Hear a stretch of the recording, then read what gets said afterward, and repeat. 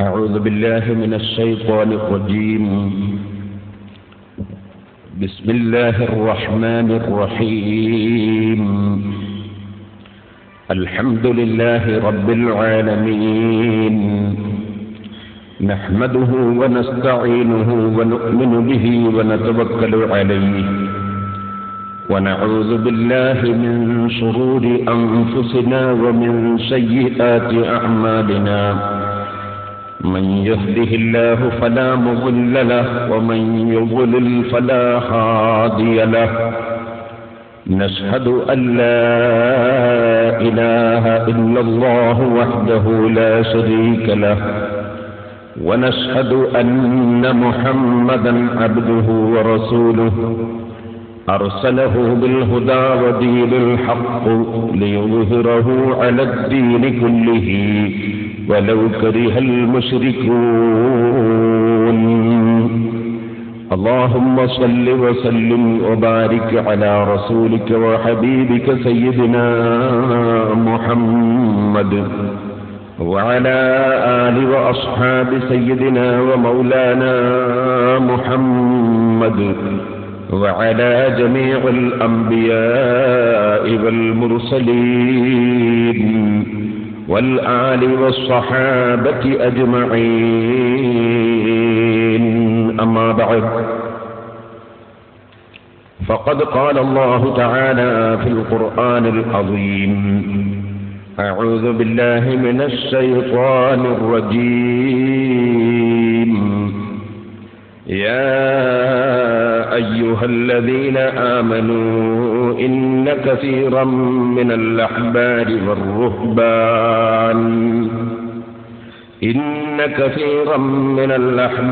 والرهبان ليأكلون أموال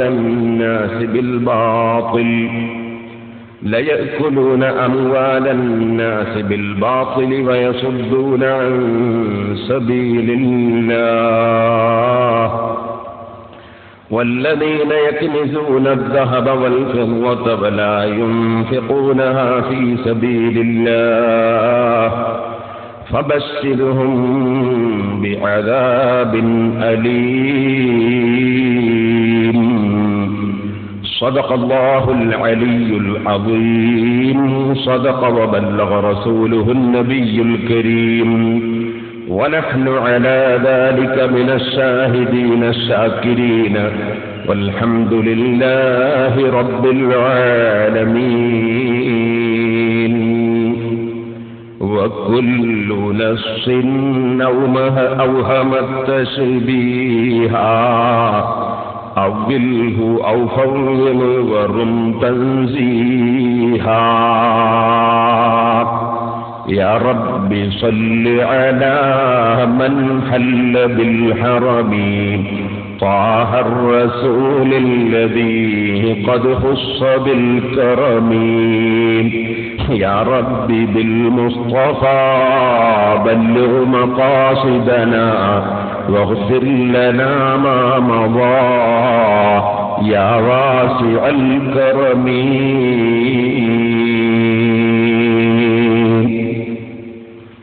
ബഹുമാനികളെ, അല്ലാഹുവിന്റെ മഹത്തായ അനുഗ്രഹം കൊണ്ട് നാദാപുരത്ത് ഈ വർഷം നടക്കുന്ന നമ്മുടെ മൂന്നാമത്തെ ഖണ്ഡന പ്രസംഗമാണ് ഇത്. ഇൻഷാ അല്ലാഹ് അഹ്ലുസുന്നത്തി വൽ ജമാഅത്തിന്റെ ആശയങ്ങൾ സ്ഥിരപ്പെടുത്താൻ വേണ്ടി ആവശ്യം വന്നാൽ മരിക്കുന്നതുവരെ ഖണ്ഡന പ്രസംഗം നടത്തും. ഈ കാര്യം ആദ്യമായി സൂചിപ്പിച്ചുകൊണ്ട് ഞാൻ വിഷയത്തിലേക്ക് കടക്കും. അല്ലാഹുവിന്റെ ദീൻ അഷ്റഫുൽ ഖൽഖ് സല്ലല്ലാഹു അലൈഹി വസല്ലം പരിപൂർണമായി ലോകത്ത് അവതരിപ്പിച്ചു, പഠിപ്പിച്ചു. ആ പഠിപ്പിച്ച ദീൻ അവിടുത്തെ ശിഷ്യന്മാരായ സഹാബികൾക്കാണ് ജീവിതത്തിലൂടെയും നിർദ്ദേശങ്ങളിലൂടെയും അംഗീകാരങ്ങളിലൂടെയും പ്രവർത്തനങ്ങളിലൂടെയും എല്ലാം കാണിച്ച് ബോധ്യപ്പെടുത്തി കൊടുത്തിട്ടുള്ളത്. ആ സഹാബികളെ ദീനുൽ ഇസ്ലാം പഠിപ്പിക്കാൻ അഷ്റഫുൽ ഖൽഖ് സല്ലല്ലാഹു അലൈഹി വസല്ലം ഫൽയുബല്ലിഗ് അശ്ശാഹിദുൽ ഗായിബ്, എന്റെ കൂടെ ഹാജരായി പഠിച്ചവർ, ഹാജരായി പഠിക്കാൻ കഴിയാത്തവർക്ക് ഇത് പ്രബോധനം ചെയ്യണം, എത്തിച്ചു കൊടുക്കണം എന്ന് ഹജ്ജത്തുൽ വദാഇൽ വെച്ച് ഏൽപ്പിക്കുകയും ആധികാരിക പദവി നൽകുകയും ചെയ്തു.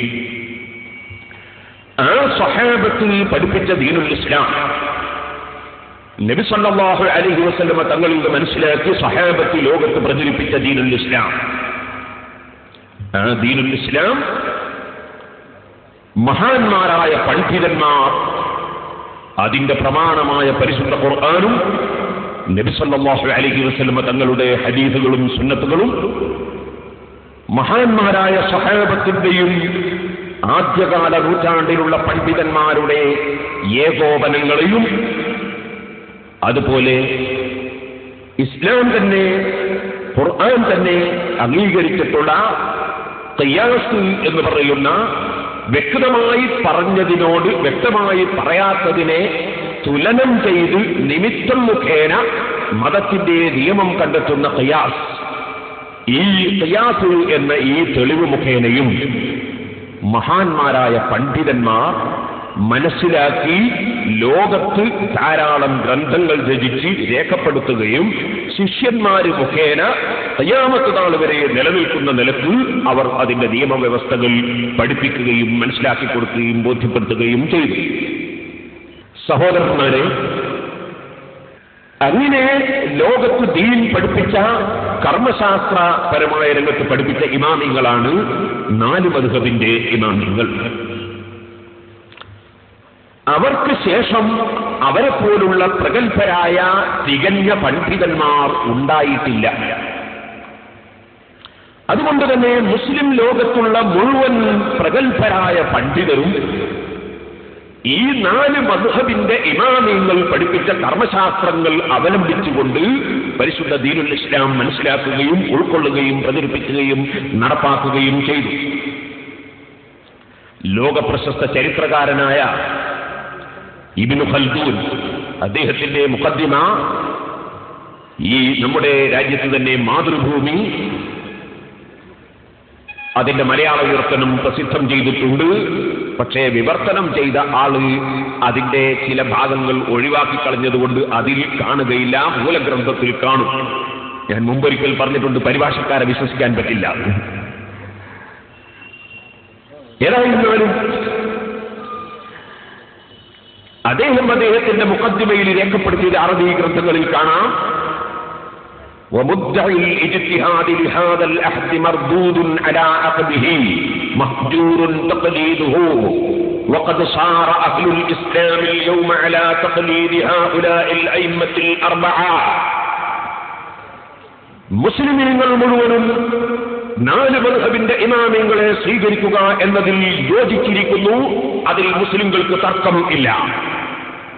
ഇനിയൊരു പുതിയ ഗവേഷണവുമായി ആരെങ്കിലും വന്ന് പൂർവകാലത്തുള്ള ഇമാമിങ്ങൾ പഠിപ്പിച്ചതിന് എതിരായ ആശയം പറഞ്ഞാൽ അവനെ വന്ന കാലിന്റെ മേലെ തിരിച്ചയക്കേണ്ടതാണ് എന്നാണ് ഇമാം ഇബ്നു ഖൽദൂൻ അദ്ദേഹത്തിന്റെ മുഖദ്ദിമയിൽ രേഖപ്പെടുത്തിയിട്ടുള്ളത്. അങ്ങനെ ലോകത്ത് ചരിത്രകാരന്മാർക്ക് തർക്കമില്ലാതെ 4 മദ്ഹബുകൾ അംഗീകരിച്ചുകൊണ്ട് മുസ്ലിം ലോകം ജീവിച്ചു വന്നു. ഈ 4 മദ്ഹബിന് എതിരായി നമ്മുടെ കേരളത്തിൽ ഉടലെടുത്ത പ്രസ്ഥാനമാണ് മുജാഹിദ് പ്രസ്ഥാനം. ആ മുജാഹിദ് പ്രസ്ഥാനം ആദ്യമായി രംഗത്ത് വന്നത് ഐക്യസംഘം എന്ന പേരിലാണ്. കേരളത്തിൽ മതരംഗത്ത് ഒരനൈക്യവും ഇല്ലാത്ത കാലത്ത് ഐക്യസംഘം എന്ന പേരിൽ രംഗത്ത് വന്നു. അത് അനൈക്യം ഉണ്ടാക്കാൻ വേണ്ടിയായിരുന്നു. അങ്ങനെ അവർ ആദ്യമായി ചെയ്ത പണി എന്താണ്? ആദ്യമായി ചെയ്ത പണി ഒരു ബാങ്ക് സ്ഥാപിക്കാൻ തീരുമാനിച്ചു. എന്നിട്ട് പലിശ വാങ്ങിയിട്ട് മതപ്രവർത്തനം നടത്താൻ തീരുമാനിച്ചു. അതിന് കെ.എം. മൗലവി സാഹിബ് അതിന്റെ ഏറ്റവും പ്രധാനപ്പെട്ട നേതാവ്, അദ്ദേഹത്തെ പലിശ ഹലാലാക്കി കൊടുക്കുന്ന ഒരു ഗ്രന്ഥം എഴുതാൻ വേണ്ടി ഐക്യസംഘക്കാര് ഏൽപ്പിച്ചു. അദ്ദേഹം ഈലത്തു റിബ എന്ന പേരിൽ ഒരു പുസ്തകം എഴുതി, പലിശ ഹലാലാക്കുന്ന പുസ്തകം.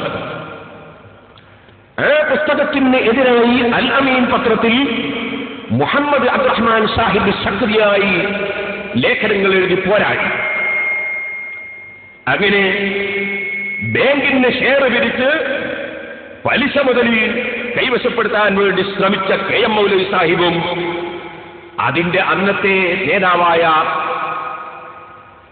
സീതി, ഈ രണ്ടാളുകളും സ്ഥാപിച്ച ബാങ്കും ഐക്യസംഘവും പൊളിഞ്ഞുപോയി. ഇത് ഞാൻ എഴുതി വെച്ചതല്ല.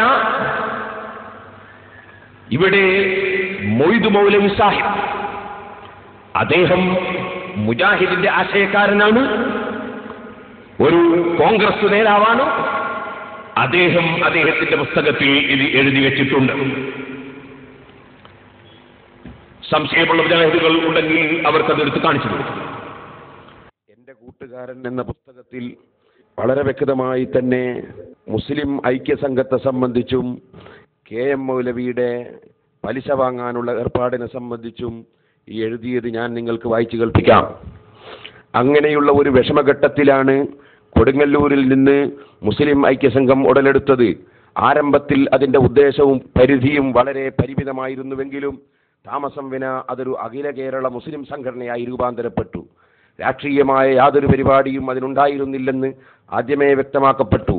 അനാചാരങ്ങളും അന്ധവിശ്വാസങ്ങളും തീരെ നിഷ്കാസനം ചെയ്യാനും വിദ്യാഭ്യാസം പ്രചരിപ്പിക്കാനുമാണെന്ന പാവനമായ ആദർശത്തെ മുൻനിർത്തിക്കൊണ്ട് വെളിക്ക് വന്നിട്ടുള്ള പ്രസ്തുത സംഘടന കാലാന്തരത്തിൽ നിരവധി വഴക്കിനും വയ്യാവേലക്കും ഹേതുവായി പരിണമിച്ചു. ആദ്യം നല്ല ചില കാര്യങ്ങളിൽ ഏർപ്പെട്ടുവെങ്കിലും ഒടുവിൽ ബാങ്ക് സ്ഥാപിക്കാനും പലിശ മേടിക്കാനുമുള്ള ശ്രമത്തിലാണ് ഐക്യസംഘക്കാർ എത്തിച്ചേർന്നത്. വീണ്ടും വിശദീകരിച്ചിട്ട് മൊയ്ദ് മൗലവി എഴുതുന്നത് നോക്കൂ. ബാങ്ക് സ്ഥാപിച്ച് പലിശ ഏർപ്പാട് നടത്തുന്നത് മതദൃഷ്ട്യാ അനുവദനീയമാണോ എന്ന് കണ്ടുപിടിക്കാൻ ജനാബ് KM മൗലവി തിരൂരങ്ങാടി മുതലായ ചില പണ്ഡിതന്മാരെ ഭരമേൽപ്പിച്ചു. അവർ റിസാലത്തുൻ ഫിൽ ബങ്ക് എന്ന പേരിൽ ഒരു അറബി മലയാളത്തിൽ ഒരു പുസ്തകം എഴുതി പ്രസിദ്ധപ്പെടുത്തി. ആ ചെറുഗ്രന്ഥവും അതിനെ അനുകൂലിച്ച് സീതി സാഹിബ് തന്റെ പത്രാധിപത്യത്തിൽ നടത്തിയിരുന്ന ഐക്യം പത്രത്തിൽ എഴുതിയ മുഖലേഖനങ്ങളും ബാങ്ക് സ്ഥാപന വേളയിലും മറ്റും ചെയ്ത പ്രസംഗങ്ങളും വലിയ ഒച്ചപ്പാടുകളും കോലാഹലങ്ങളും ഉണ്ടാക്കി തീർത്തു. സഹോദരന്മാരെ, ഞാൻ പറഞ്ഞു വരുന്നത്, അങ്ങനെ ഐക്യസംഘം തന്നെ പിളരുകയും അങ്ങനെ മുസ്ലിം ലോകത്തിൽ നമ്മുടെ കേരളത്തിൽ നിരവധി പ്രശ്നങ്ങൾ ഉണ്ടാക്കുകയും ചെയ്തു. എന്നാൽ ഈ മുജാഹിദിന്റെ കക്ഷികൾ തന്നെ ആദ്യകാലത്ത് പറഞ്ഞിരുന്നത് ഇമാമിങ്ങളെ സ്വീകരിക്കണം എന്നായിരുന്നു. ഇമാമിങ്ങളെ സ്വീകരിക്കാത്തവൻ പുരോഹിതനാണ്, ഇമാമുകളെ സ്വീകരിക്കാതിരിക്കുന്നത് പൗരോഹിത്യമാണ് എന്നാണ് ആദ്യകാലത്ത് മുജാഹിദുകൾ തന്നെ പറഞ്ഞത്. ഞാൻ ആദ്യമായി നിങ്ങൾക്ക് അത് കാണിച്ചു തരാൻ പോവുകയാണ്. നിങ്ങൾ ഓർക്കണം, ഇവിടെ ഒരു നോട്ടീസ്. എന്താണ് നോട്ടീസ്? നോട്ടീസ് പൗരോഹിത്യത്തിന്റെ പൊളിച്ചെഴുത്ത്. പൗരോഹിത്യത്തിന്റെ പൊള്ളവാദം പൊളിച്ചെഴുതുന്നു. അപ്പൊ പൗരോഹിത്യത്തിന്റെ പൊള്ളവാദം പൊളിച്ചെഴുതുന്നു എന്ന് പറഞ്ഞത് നിങ്ങൾ തെറ്റിദ്ധരിച്ചിട്ടുണ്ടാകും സുന്നി പണ്ഡിതന്മാരെ സംബന്ധിച്ചാണ് എന്ന്. ഒരിക്കലും അല്ല. മുജാഹിദുകളുടെ പഴയകാല പണ്ഡിതന്മാരുടെ പൗരോഹിത്യം മുജാഹിദിന്റെ ചെറുപ്പക്കാർ പൊളിച്ചെഴുതുന്നു എന്നാണ് എഴുതിയത്. അത് ഇൻഷാ അല്ലാഹ് ഞാൻ ഓരോന്നോരോന്നായി നിങ്ങൾക്ക് സ്ക്രീനിൽ കാണിച്ചു തരും, ബോധ്യപ്പെടുത്തി തരികയും ചെയ്യും. നിങ്ങൾ നോക്കൂ, പൊളിച്ചെഴുത്ത്. ഈ പൊളിച്ചെഴുത്ത് കേട്ടോളൂ. പൗരോഹിത്യം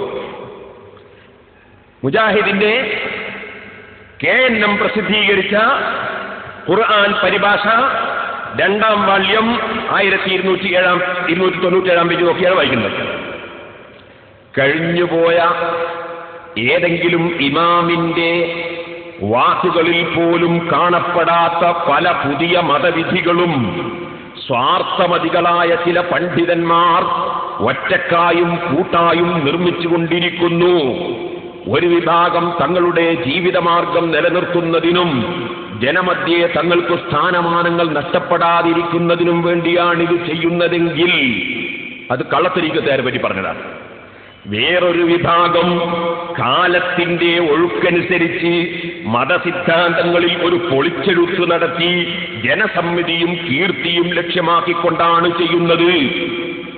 അങ്ങനെ ഒരു പൊളിച്ചെഴുത്ത് നടത്താൻ, ഇമാമിങ്ങളെ വിട്ടുകൊണ്ട് ഒരു പൊളിച്ചെഴുത്ത് നടത്താൻ പൗരോഹിത്യത്തിന്റെ ആളുകൾ ശ്രമിക്കുന്നു എന്ന് സൂറത്തു തൗബയിൽ പൗരോഹിത്യത്തെ സംബന്ധിച്ച് പറയുന്ന ആയത്തിന്റെ തഫ്സീറിൽ മുജാഹിദിന്റെ മൗലവിമാര് തന്നെ അവരുടെ പരിഭാഷയിൽ എഴുതി വെക്കുന്നു. അപ്പൊ ഇമാമുകൾ ഒരിമാമും പറയാത്ത ആശയം പറയുന്നത് പൗരോഹിത്യമാണ് എന്ന് ഞാൻ പറഞ്ഞതല്ല, മുജാഹിദിന്റെ ഖുർആൻ പരിഭാഷയിൽ പറഞ്ഞതാണ്. അവരാണ് പുതിയ പൊളിച്ചെഴുത്തുകാർ. ഇനി രണ്ടാമതായി ഞാൻ നിങ്ങൾക്ക് കൽപ്പിക്കുന്നത്, ഈ പൊളിച്ചെഴുത്തുകാരുടെ സ്വഭാവം എന്താണ്?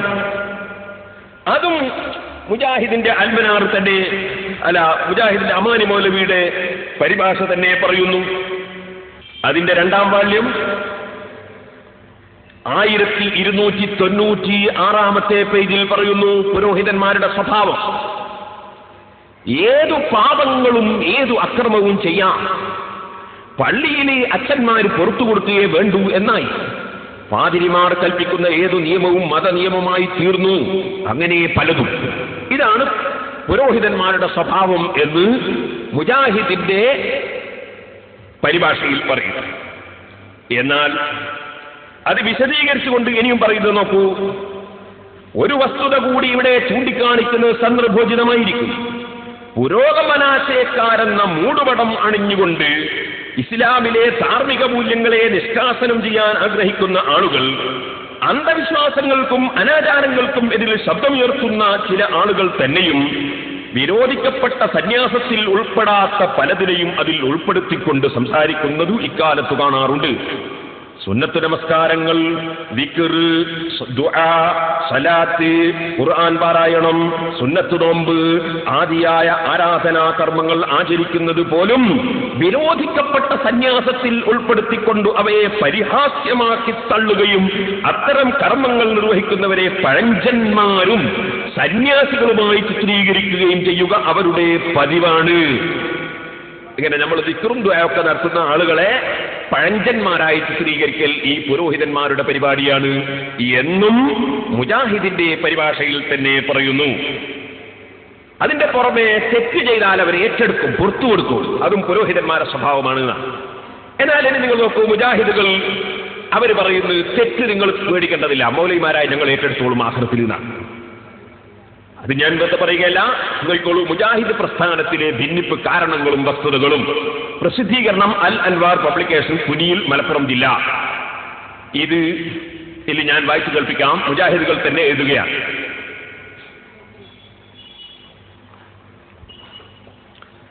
യാഥാസ്ഥികത്വത്തിലേക്കും പൗരോഹിത്യത്തിലേക്കും മുജാഹിദ് പ്രസ്ഥാനത്തെ കൊണ്ടുപോകാനുള്ള നിഗൂഢ നീക്കങ്ങളുടെ മറ്റൊരു ഉദാഹരണമാണ് അന്ധമായ അനുകരണത്തെ പ്രോത്സാഹിപ്പിച്ചും അരക്കിട്ടുറപ്പിച്ചുമുള്ള TP അബ്ദുള്ള കോയ മദനിയുടെ, മുജാഹിദിന്റെ പണ്ഡിത സംഘടനയുടെ സെക്രട്ടറിയാണത്.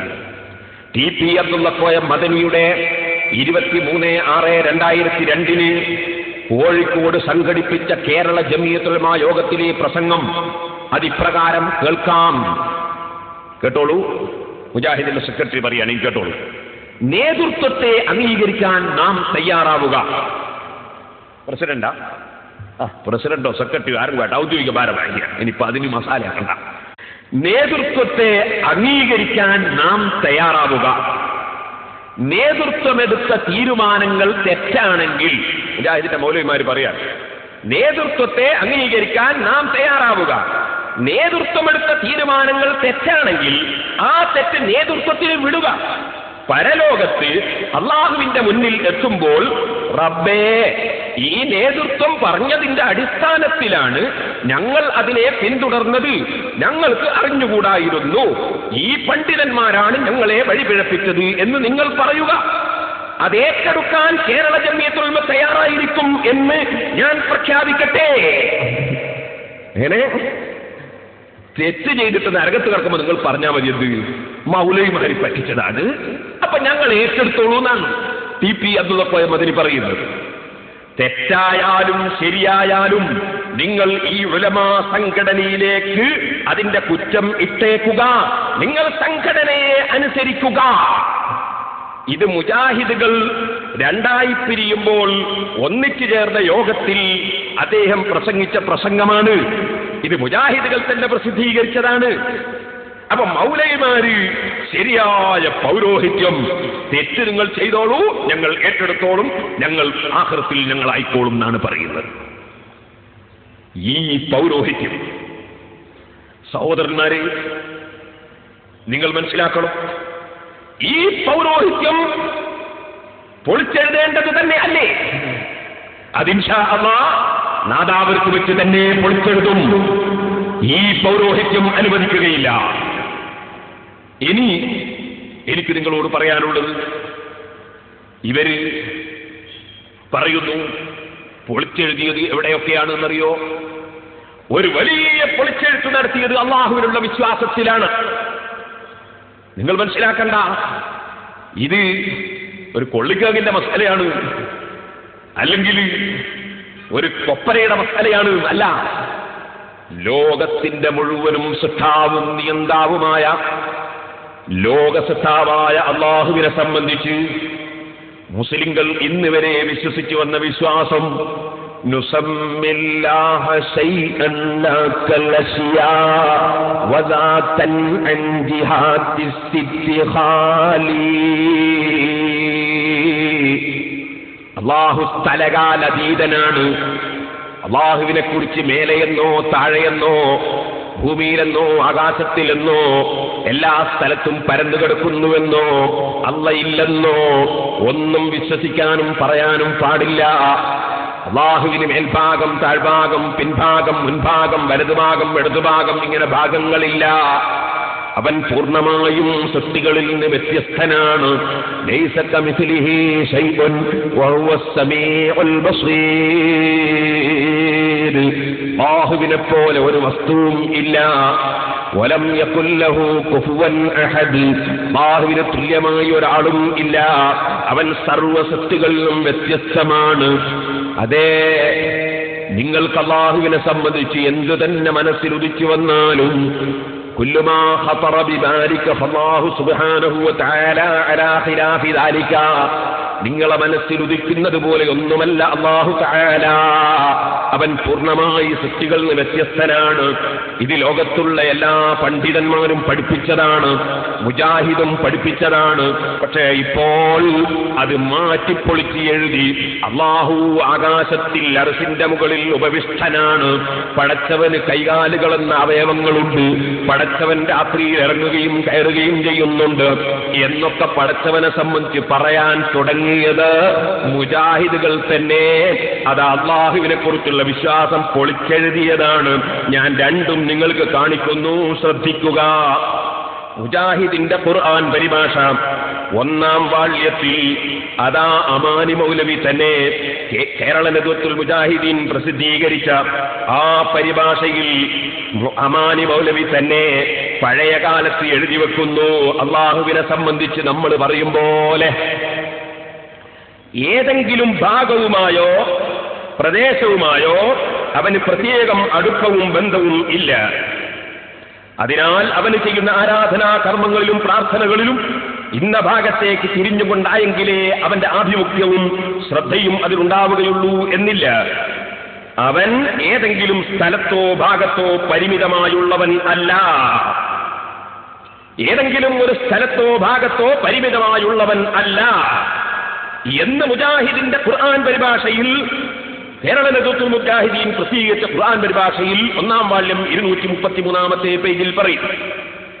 ഇനി അദ്ദേഹം തന്നെ ഖുർആൻ പരിഭാഷയിൽ വേറൊരു സ്ഥലത്ത് പറയുന്നു, അള്ളാഹുവിനെ സംബന്ധിച്ച് വന്ന ആയത്തുകൾ, ഹദീസുകൾ, അതിൽ ചിലത് അതിന്റെ പ്രകടമായ അർത്ഥം, ബാഹ്യമായ അർത്ഥം വിശ്വസിച്ച് അങ്ങനെയാണ് അല്ലാഹു എന്ന് വിശ്വസിക്കാൻ പറ്റാത്ത ചില വാചകങ്ങൾ ഉണ്ട്. ഉദാഹരണത്തിന് നിങ്ങൾ കേട്ടിരിക്കും യൻസിലു റബ്ബുനാ തബാറക വ തആല. അതിന്റെ ബാഹ്യാർത്ഥം അല്ലാഹു ഇറങ്ങും എന്നാണ്. ഇറങ്ങുക എന്നത് പറഞ്ഞാൽ മേലെ നിന്ന് താഴോട്ടേക്ക് വരലല്ലേ, അത് അല്ലാഹുവിനുണ്ടാവുകയില്ലെന്ന് ഉറപ്പാണ്. ഇതുപോലെ യദുല്ലാഹി, യമീനുല്ലാഹി ഇങ്ങനെയൊക്കെ കാണും. എന്നാൽ അതും അല്ലാഹുവിന് കൈ എന്ന അവയവം ഉണ്ടാവുകയില്ല എന്നുറപ്പാണ്. ഇതുപോലെ അല്ലാഹുവിനെ സംബന്ധിച്ച് ഖുർആനിലെ ഒരായത്തിൽ നിങ്ങൾക്ക് കാണാം, ഒരായത്തിൽ അല്ലാഹു തആല ഫിസ് സമാവാതി ആകാശത്തിലും വഫിൽ അർളി ഭൂമിയിലും എന്ന് വരുന്നതൊക്കെ ഖുർആൻ പറഞ്ഞിട്ടുണ്ട്. ഇതുപോലെ ഐനമാ വഹുവ മഅക്കും ഐനമാ കുൻതും, നിങ്ങൾ എവിടെയായാലും അല്ലാഹു നിങ്ങളുടെ കൂടെയുണ്ട് എന്ന് ബാഹ്യാർത്ഥം വരുന്ന ആയത്തുണ്ട്. അതുപോലെ ഹദീസിൽ നിങ്ങൾ ഖിബലയിലേക്ക് തുപ്പരുത്, ഖിബലയുടെയും നിങ്ങളുടെയും ഇടയ്ക്ക് അല്ലാഹു ഉണ്ട് എന്നർത്ഥം വരുന്ന വാചകം ഉണ്ട്. അപ്പോഴിങ്ങനെ ഓരോ ഹദീസ് നോക്കുമ്പോ എന്റെയും നമ്മളെയും മുന്നിൽ ഒരു ഹദീസ് നോക്കുമ്പോ, വേറൊന്ന് നോക്കുമ്പോ അല്ലാഹ് അങ്ങ് ആകാശത്തിൽ, വേറൊന്ന് നോക്കുമ്പോ അല്ലാഹ് ഇറങ്ങുന്നു, വേറെ നോക്കുമ്പോ എല്ലാ സ്ഥലത്തും അല്ലാഹുണ്ട്. ഇങ്ങനൊക്കെ പറയാൻ പറ്റുമോ അല്ലാഹുവിനെ സംബന്ധിച്ച്? ഇതൊക്കെ ഖുർആനിലും ഹദീസിലും വന്ന വാചകത്തിന്റെ ബാഹ്യാർത്ഥങ്ങളാണ്. അതുകൊണ്ട് നമ്മുടെ ഇമാമിങ്ങൾ എന്ത് പറഞ്ഞു? ഇമാമിങ്ങൾ പറഞ്ഞു, അത്തരം ആയത്തുകളുടെ ബാഹ്യാർത്ഥ പ്രകാരം നിങ്ങൾ അല്ലാഹുവിനെ കുറിച്ച് വിശ്വസിക്കരുത്.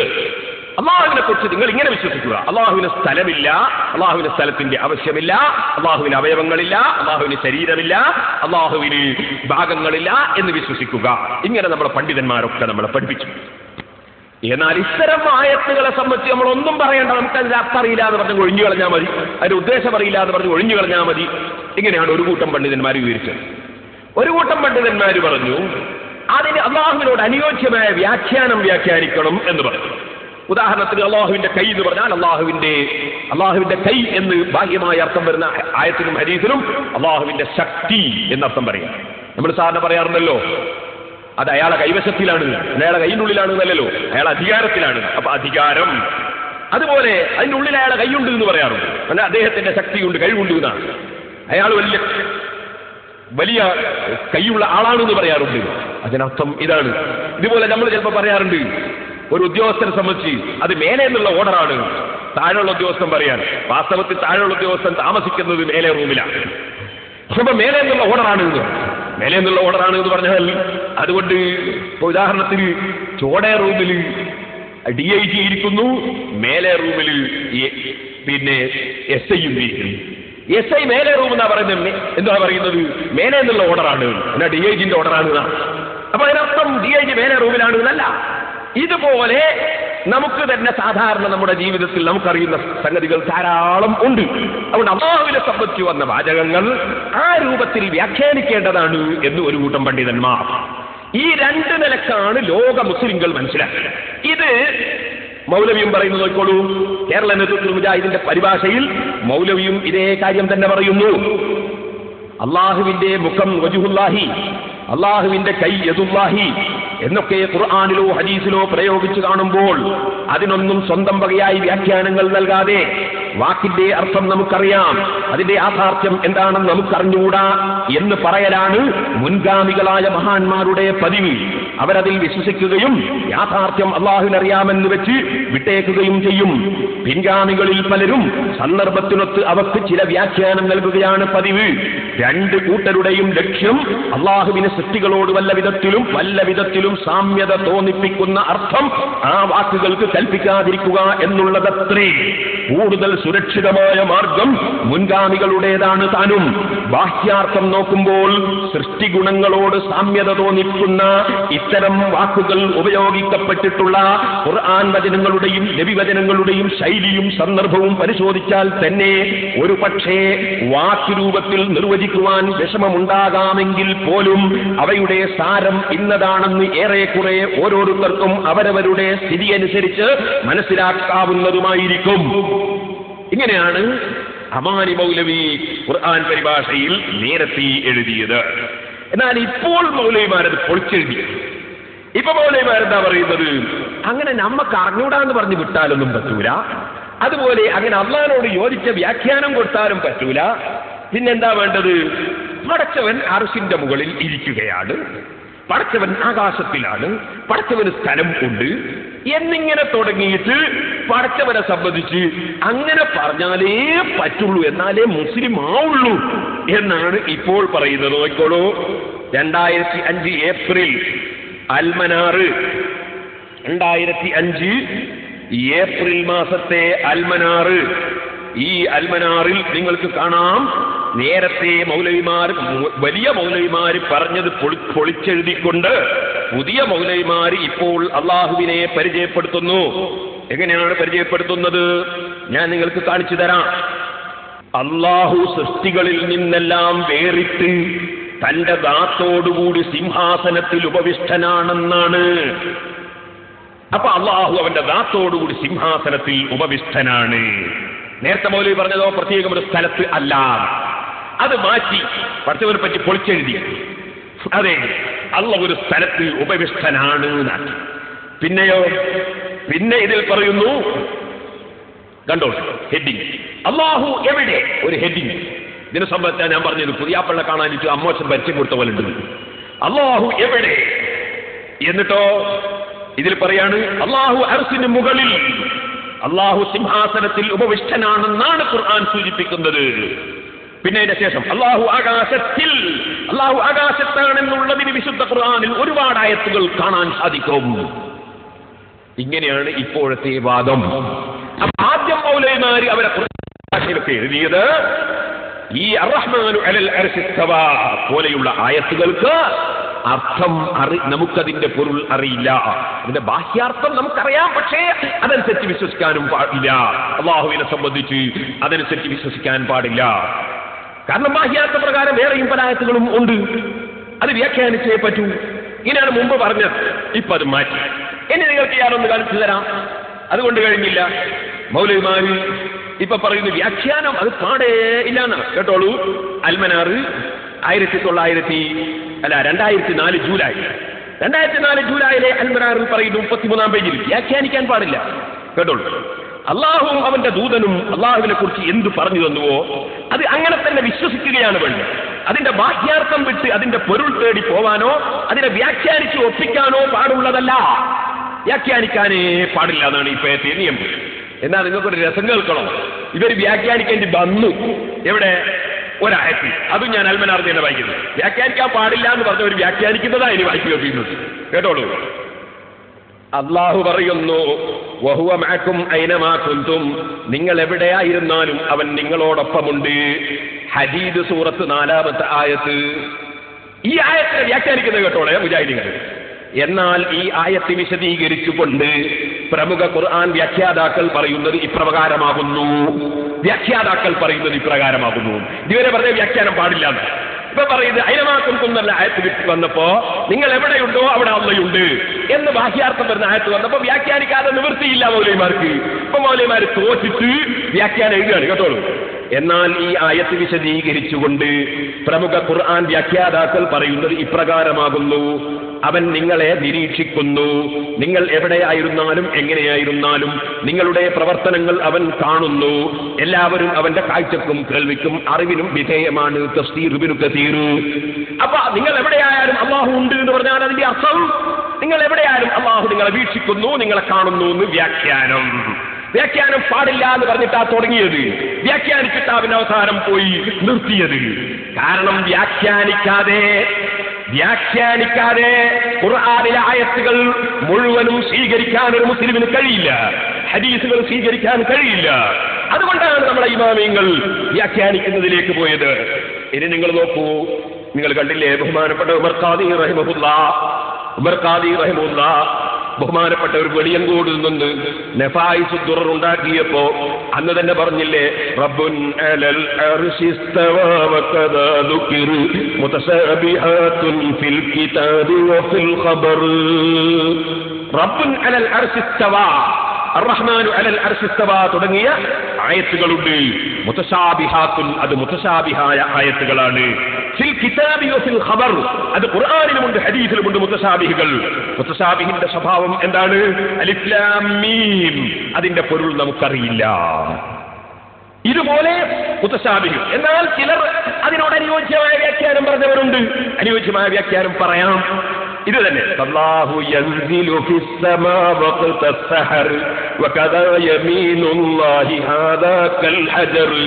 മർഖാദി റഹിമഹുല്ലാഹ് പറയാണ്, അല്ലാഹു യൻസിലു ഫിസ് സമാ, നേരെ ബാഹ്യാർത്ഥം എന്താണ്? അല്ലാഹ് ആകാശത്തിൽ ഇറങ്ങും എന്നാണ്. വഖത സഹർ, പാതിരാ സമയത്ത്. വകദാ യമീനുല്ലാഹി ഹാദാ കൽ ഹജർ, ഇതുപോലെ അള്ളാഹുവിന്റെ കഅബ ശരീഫിന്റെ മൂലയിലുള്ള ഹജറുൽ അസ്വദ് എന്ന കല്ല് അത് അള്ളാഹുവിന്റെ വലം കൈയാണ് എന്നർത്ഥം വരുന്ന വാചകമുണ്ട്. മഹാനവർകൾ മുർത്താദി റഹിമഹുല്ലാഹ് വിവരിക്കാണ്, മിമ്മാ തആലല്ലാഹു അൻമാ നൻഹർ മിൻഹ ഇത്തിഫാഖൻ ഗൈറു മല്ലാ യുതബർ. ഇതിന് ലാഹിറായ മഅന, ഇതിന് പ്രകടമായ അർത്ഥം, അത് അല്ലാഹു തആല അതിൽ നിന്ന് ഉന്നതനാണ്. ഇതിന്റെ പ്രകടമായ അർത്ഥപ്രകാരം വിശ്വസിക്കാൻ പാടില്ല. മിൻഹ ഇത്തിഫാഖൻ ഗൈറു മല്ലാ യുതബർ, അതിൽ പണ്ഡിതന്മാർക്ക് തർക്കമില്ല. അവഗണിക്കപ്പെടേണ്ടുന്ന ചില ആളുകൾ എന്തെങ്കിലും പറഞ്ഞെന്നല്ലാതെ പരിഗണിക്കപ്പെടുന്ന പണ്ഡിതന്മാർക്കിടയിൽ തർക്കമില്ല. ഫബിമിസ്ലിഹാ മിൻ ആയത്തിൻ ഔ മിൻ ഖബർ ഈമാനുനാ ഹത്മുൽ ലദാ കുല്ലിൽ ഖബർ. അതേ സമയത്ത് ഈ ആയത്തുണ്ട്, ആയത്തിൽ പറഞ്ഞത് നമ്മൾ വിശ്വസിച്ചു. ഹദീസുണ്ട്, ഹദീസിൽ പറഞ്ഞത് വിശ്വസിച്ചു. പക്ഷേ പറഞ്ഞതിന്റെ പൊരുൾ നമുക്കറിയില്ല, അതിന്റെ ഉദ്ദേശം അറിയില്ല. വനുഫവ്വിദുൽ മഅനാ ഇലാ റബ്ബിൽ ബശർ ഹദാ ലദാ സലമ ഖലഫുൻ ദക്കർ. വനുഫവ്വിദുൽ മഅനാ, അതിന്റെ മഅന നമ്മൾ ഏൽപ്പിക്കുകയാണ്. ഇലാ റബ്ബിൽ ബശർ, മനുഷ്യന്റെ റബ്ബായ അല്ലാഹുവിലേക്ക് ഏൽപ്പിക്കുകയാണ്. നമുക്കതിന്റെ മഅന അറിയില്ല. ഹദാ ലദാ സലഫ ഇത് സാലിഹീങ്ങൾ പറഞ്ഞ അഭിപ്രായമാണ്.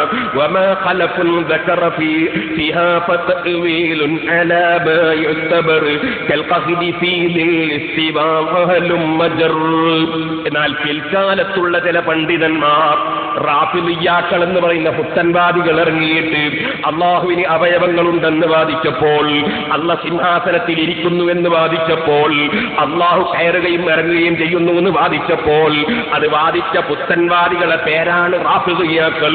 അത് ഇമാം അശ്അരി മഖാലാത്തുൽ ഇസ്ലാമീൻ എന്ന ഗ്രന്ഥത്തിൽ പറയുന്നുണ്ട്.